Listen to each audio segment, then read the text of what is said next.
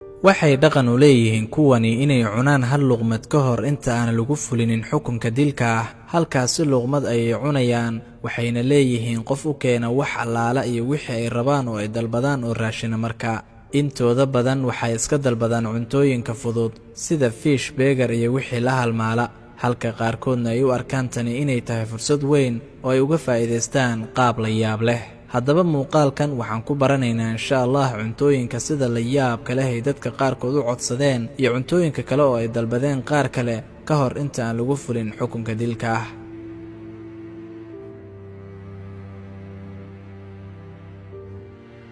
Marion Albert Broyd waxaa lagu xakumay xukun dil ah kadib markii uu ku kacay falal dil ah oo isdaba jooga. sida aan soo sheegnayba, qofka ka hor dilkiisa wuxuu dalbanayaa wixii uu markaasi u baahan yahay ama uu doorbidayo oo raashin ah. haddaba ninkan ayaa la weydiiyey oo lagu dhahay, maxaad codsanaysaa oo dhanka raashinka ah?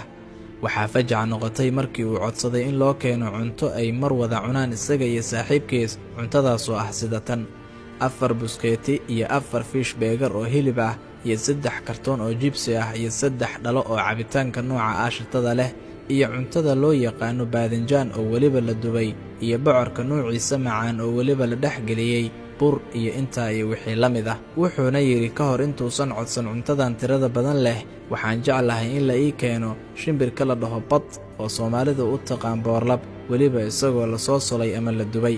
laakiin waxaa nacayaa buu yidhi inaan cuno mid uu kariyey cunto kariyaha xabsiga.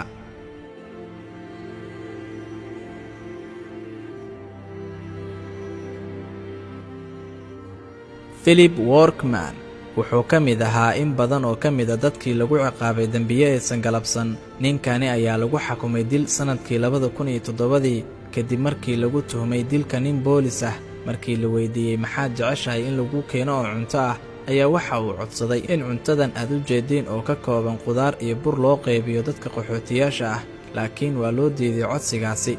dabcan cuntada halkan ka muuqata waa biidso qaybo badan loo kala qaybiyey, wuxuuna codsaday in loo qaybiyo dadka qaxootiga ah ee masaakiinta ah, balse ninkan ayaa dalabkiisa markii hore la diiday.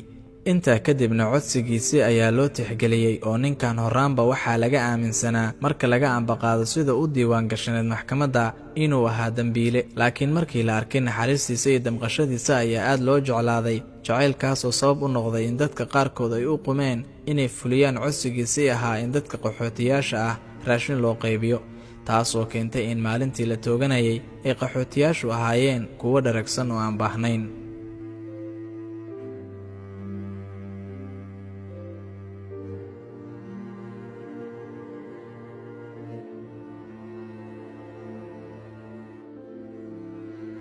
Joseph Parsons waxaa lagu xakumay dil sanadku markuu ahaa 1999 kadib markii lagu sugay oo lagu caddeeyey inuu geystay fal dilah.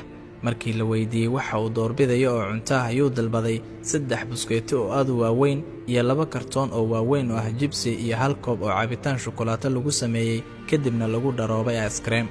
laakiin intaa waxaa ka sii darneed markii uu dalbaday kartoon xanjo ah oo lagu magacaabo Huba Buba, waxaana la cunayay oo la isticmaalayay walaalkiis iyo adeerkii. Thomas Grasso waxaa lagu xakumay dil sanadkii 1995 gobolka Oklahoma ee waddanka Mareykanka. kadib markii lagu xakumay dilka ayaa muran badan waxa uu ka dhashay maxkamadeyntiisii. markii la weydiiyey isagana wixii uu codsan lahaa oo cunto ah, ayuu codsaday 1 saxan oo ah bacoolbadeed oo la solay iyo 20 xabo oo ah oyster kaasoo lagu kariyey uumibaxa dabka iyo 2 saxan oo feero la shiilay ah iyo buskeeti ka samaysan hilib iyo farmaajo iyo 2 koob oo cabitaan ka samaysan canuuni iyo qayb bocor iyo bur la isku kariyey ah. sidoo kale wuxuu codsaday gasac ay ku dhex jiraan baasto iyo suugadeed oo sajal ah, kadibna waa uu cunay markii loo keenay.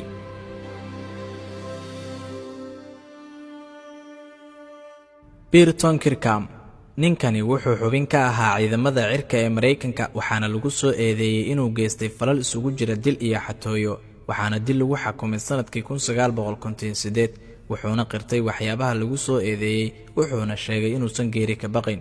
sidaasi ayuuna iska dhaadhiciyey ilaa waqti fikirkaas ah inuu geeri ka cabsanin. isaguna wuxuu dalbaday 2 biidse oo aad u waaweyn iyo 2 kartoon oo waaweyn oo ah cunto ka samaysan hilib iyo farmaajo iyo saytuun iyo in badan oo ka mid ah waxyaabaha qabqabowga ah sida jalaatada iyo wixii la mid ah. laakiin dhammaantood waa inay hal saxan ku jiraan ayuu yidhi si hareerahayga aysan uga dhicin wax fawda ah markaan isticmaalayo cuntadan.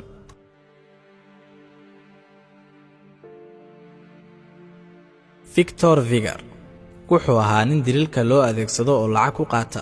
ugu dambeynna waxaa xukun dil ah lagu riday sanadkii 1963 waxaana lagula fuliyay xukunka dilka ah gobolka Oya. isagana waxa uu codsaday ma aysan badnayn taasi oo ah inuu codsaday hal xabo oo saytuun ah. kadib markii la toogtay oo meedkiisa la keenay halkii lagu aasi lahaa ayaa jeebkiisa lagu arkay mirtii saytuunka ahayd. kadibna inixdii ama mirtii saytuunka jeebkiisa ayaa lagu riday, sidaas ayaana lagula aasay.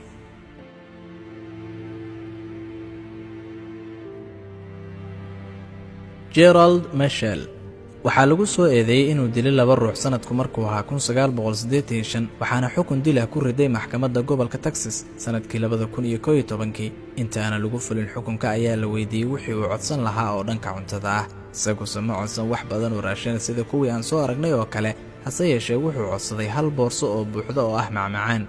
waxauna cunitaankeeda ku dhameeyay 15 daqiiqo, wuxuuna ku andacooday inuu rabay inuu adduunka uga tago taariikh carruurnimo ay ku dheehan tahay maadaama uu cunay macmacaankii loogu talagalay ilmaha yaryar.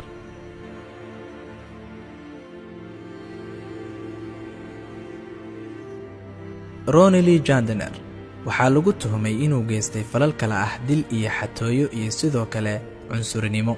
wixii ugu dambeeyay uu codsado ayaa ahaa hal buskeeti oo hilib la solay ah iyo hal istakooso ah iyo fiish tufaax lagu dhex daray iyo hal dhalo oo cabitaanka aashtada leh. laakiin waxaa la yaab noqotay inuu codsaday inuu daawado inta uu raashinka cunayo filimkii lagu magacaabi jiray The Lord of the Rings ama Sayyidul Khawaatim. sida caadiga ahna maamulkii hawshiisa waday codsigaani oo kale ma aysan aqbalin lahayn, laakiin xaaladiisa ayay eegeen oo way u qadariyeen kadibna waa ay ka aqbaleen.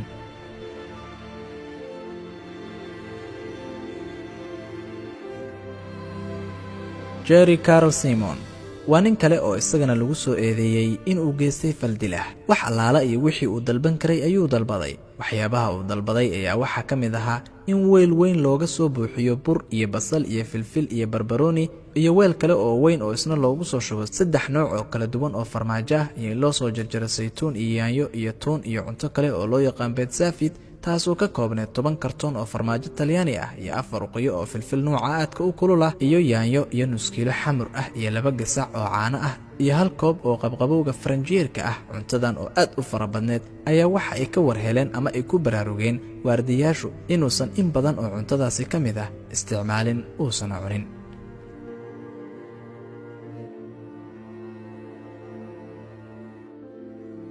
Troy Davis waa nin Mareykan madoob ah oo lagu eedeeyay dilka nin booliis ah, kadibna waxaa lagu xukumay dil sanadku markuu ahaa 1989.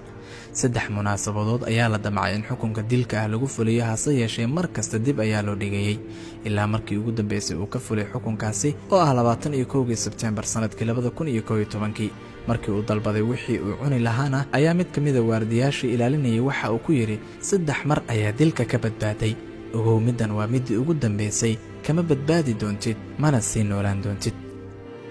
Adolf Eichmann ninkani wuxuu ahaa sargaal aad looga maamuuso marka la joogo ciidanka Naaziyiinta dhexdooda ee Jarmalka, waxaana la soo qafaashay intii lagu guda jiray dagaalkii labaad ee adduunka, waxaana daldalay Yahuudda sanadkii 1962. ka hor intaan la daldalin ayaa la weydiiyey wuxuu u doorbidi lahaa oo cunto ah, laakiin waa uu iska diiday inuu dalbado wax cunto ah marka laga reebo inuu dalbaday dhalo nabiidka ama khamrada nooca guduudan laguna sameeyay Yahuudda. halkaas dhalo oo nabiidka ah ayuu ku gaabsaday.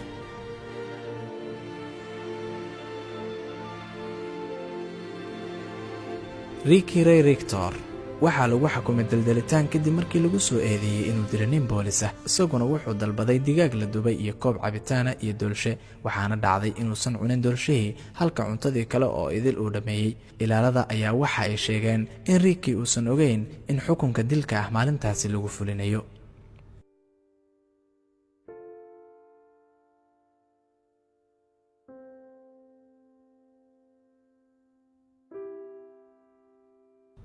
Roland Russell Broyer ninkani waaba ka daran yahay dhammaan nimankii aan soo marnay oo wuxuu dalbaday 2 buskeeti oo hilib digaag ama doora ah oo la sulay iyo basal iyo 2 baakad oo hilib doofaara oo la dareeriyey iyo fish laga sameeyey ukun iyo farmaajo iyo yaanyo iyo basal iyo filfil iyo qayb hilib ah oo la dareeriyey iyo muufo iyo 1 beesaad oo qabqabowga talaajada iyo burcad laga sameeyey lows iyo 3 dhalo oo biyo ah.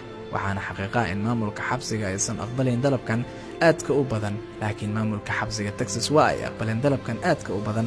waxaana fajac iyo ama kaag noqotay markii dalabkan aadka u badan loo keenay ninkan. waxa uu yidhi wax baahiya ima hayso, umana baahni inaan cuntadan cuno. 1 xabo oo ka mid ah cuntadii loo keenana ma uusan taaban oo halkii ayuu kaga dhaqaaqay. waad ku mahadsantahay daawashada muuqaalkan. fadlan haddaad ku cusub tahay kanaalka Ilays rukumo oo subscribe si ay kuu soo gaaraan dhammaan muuqaalada. fii amaanillah.